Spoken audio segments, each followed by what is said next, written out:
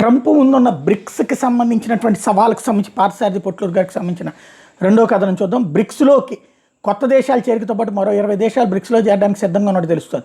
ముఖ్యంగా Vietnam, Indonesia, Malaysia దేశాలు బ్రిక్స్లో చేరడానికి ఆసక్తి చూపుతున్నాయి. ఇప్పుడు బ్రిక్స్ శక్తి అంతా ప్రపంచ జనాభాలో 45% బ్రిక్స్ దేశాల్లో ఉంది.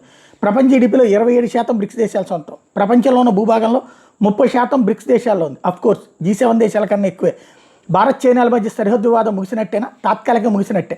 బ్రిక్స్ దేశాల సమావేశానికి నెల ముందు NSA చీఫ్ అజిత్ దోవల్ గారు మాస్కో వెళ్ళి పుతిన్తో చర్చలు జరిపించారు. తర్వాత బ్రిక్స్ దేశాల విదేశాంగ శాఖ మంత్రుల సమావేశం కూడా రష్యాలో జరిగింది. కాజాన్లో బ్రిక్స్ సమావేశంలో మోడీజీ జిన్పింగ్లు సమావేశమై చర్చలు జరిపారు. 2020కి ముందు లడాక్ దగ్గర భారత్ చైనా దేశాల సైన్యం ఎక్కడ ఉండేనో అక్కడికి తిరిగి వెళ్ళిపోయాయి.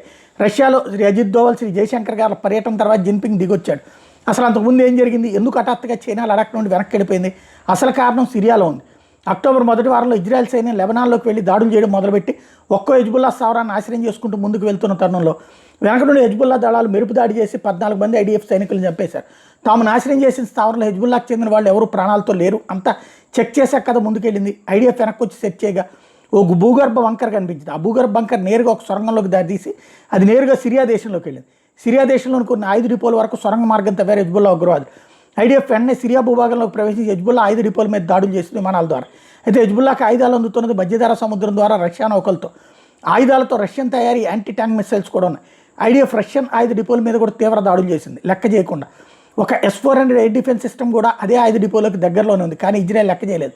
ఆనాటి దాడుల్లో సిరియా అధ్యక్షుడు అల్-బషర్ తమ్ముడు మహేర్ అల్-అసద్ చనిపోయాడు. దాంతో అమెరికా, ఇజ్రాయెల్ కలిసి సిరియా మీద దాడులు తీవ్రతరం చేసి బషర్ అల్-అసద్ని దింపేసి తిరుగుబాటుదారుల మద్దతుతో తమకు ఇష్టమైన ప్రభుత్వాన్ని ఏర్పాటు చేసే దిశగా చేసే ఆలోచనలో ఉన్నట్టుగా భావించారు. ముందు సిరియా అంతా మాధ్యంలోకి తీసుకుని తర్వాత ఇరాన్, బంగ్లాదేశ్లో పని కానిద్దామనేది మరో ప్లాన్.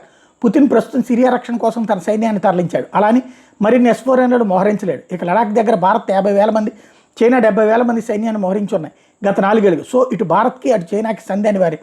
అందుకే కజాన్ వేదికగా సంధి కుదిరింది తాత్కాలికంగా. చైనా నమ్మచ్చా? అస్సలు నమ్మలేం. ఈ తాత్కాలిక ఉపశమనం మాత్రమే.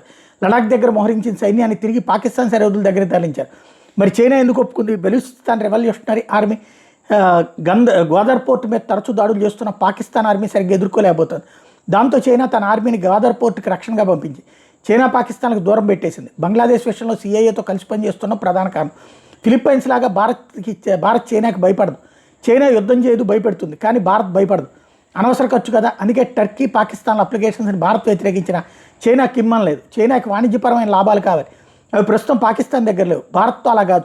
లడాక్ నుంచి చైనా తన సైన్యాన్ని వెనక్కి తీసుకున్న తర్వాత చైనా నుండి దిగుమతులు పెరుగుతూ వస్తున్నాయి. ఇకపోతే డెమోక్రాట్లు అధికారం కోల్పోయారు. ట్రంప్ అధికారంలోకి వచ్చాడు. సిరియా, బంగ్లాదేశ్ల ప్లాన్ అటకెక్కినట్టేనా? ట్రంప్ ఎదుర్కొనే సవాల్ అయితే పెద్దదే.